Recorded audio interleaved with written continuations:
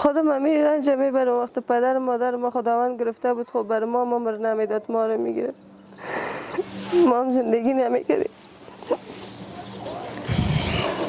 خواستم زندگی که در هر ساعت هر لحظهش رنج ببری.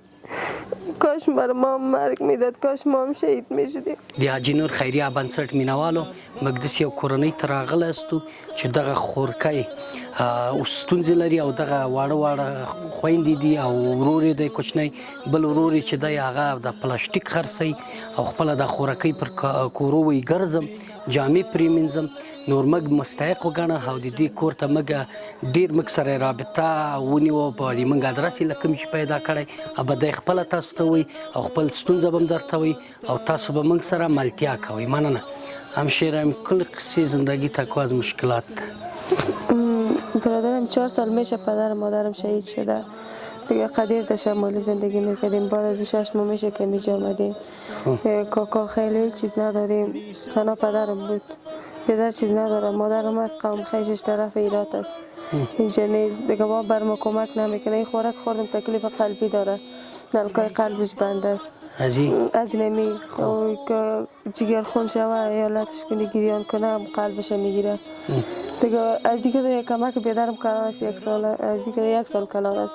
او با پلاستیک فروشی رفته. خودم صبح که میشه میرم در خانه مردم کالاشویی و کارشان میکنم کنم و یک چیز میشه بر خانه ما میاره. نمیجه سرنوشت تان کدام برادر کلان کسی نیست؟ هیچ کس نیست، خودم کلانشان هستم. کلانشان کس نیست، خودم هستم دیگه. 4 تا خوار بیدرم است. ای که تو میبینی برادر مردم یا خوارکه تی خورد کستین با مکتبی دیگه همزولیزی مراجعه میکنن میرین، تو چی احساس چی خفگان در دلت میگرده؟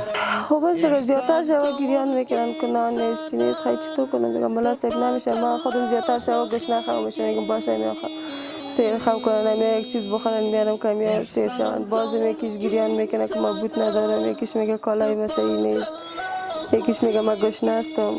هیچ تو وقت آمده است که یا چیز نباشه و گوشنه یا تو غلانده باشی یا خو داده باشی؟ زیادتر شما مناسب میگم شاید نه باش پخته میکنم، باش گرمش میکنم، باش برتن میارم. اما قسم ارتیش خو میبره. بعد از خودم گریان کرده میشنم. وقت نباشم سخت است. اگه بگویم شدم که نیست خورد هستن یا خود نمیفهمن. یک چیز پیش گشته که دیگه دیدن شده میگیرم که با ما بدی ما میگیریم برشن. اما قسم زیادتر شما میگم سعیس میارم، باش پخته میکنم، باش بیکار شدم. قسم ارتیش گوش نخواه میبره. دی وقت که چیز یا گوش نخواه میکشن با چی رنج میبری، چی دل چی میگرده؟ خودم همین رنج میبرم. وقت پدر مادر ما خداوند گرفته بود، خب بر ما عمر نمیداد، ما رو میگیره. ما هم زندگی نمیکردیم.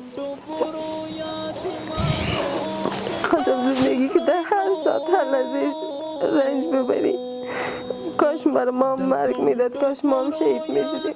تو کدام وقت شده است که اطفال مریض شده باشه یا اشتکا او که تو پول هم نباشه و یا مریض تب شدید داشته باشین، در اون ساعت چی رنج بردی؟ زیادتر وقت شده که این مریض می باشه اینجا در بمسایم میدومی شدی و پینجایی گفته باشه نظر زدی میکنم. حاجي نور خیریه بنسټ مینوالو دغه خورکۍ چې تاسو له موږ ګورئ دومره همت لري، دومره باشهامته دی، دومره استعداد خدای ورکړی چې ځان یې خوندي ساتلی، خپل وروڼه یې خوندي ساتلي او په کور او په یو کوڅه او په بل کوڅه پیاده ځي او د کالو اینځلو او جامې اینځلو ته د خلکو کمپل اینځلو ته په 100 روپۍ کار کوي او په 1500 روپۍ کور په کرایه نیولی. هغه 50 روپۍ د دې کور والا ته یې غونډوي چې 1500 د دې په میاشت کې پوره شي او د 100 روپو خوراکه مواد لکه وچه ډوډۍ او تیشي راوړي او دغه خپل خویندې پیغولۍ راغولۍ چې دې د په خېټه ماړه وسي. نو جارم شم ستاسو د دنیا او د آخرت ګټه همدغه ځای دی چې دغه کورنۍ د مرستې حقدار دی او دنیا او آخرت به مالا پې ښایسته کړي. ډېر ځپېدلي ټکېدلي کورنۍ دی. نور تاسو نه موږ دا هیله دی چې دغه خلکو ته لاس ورکوي، الله تعالی به ډېر خوشحاله ژوند او خوشحاله آخرت کې به مخه درکړي. جارم شم، مننه، کورم ودان.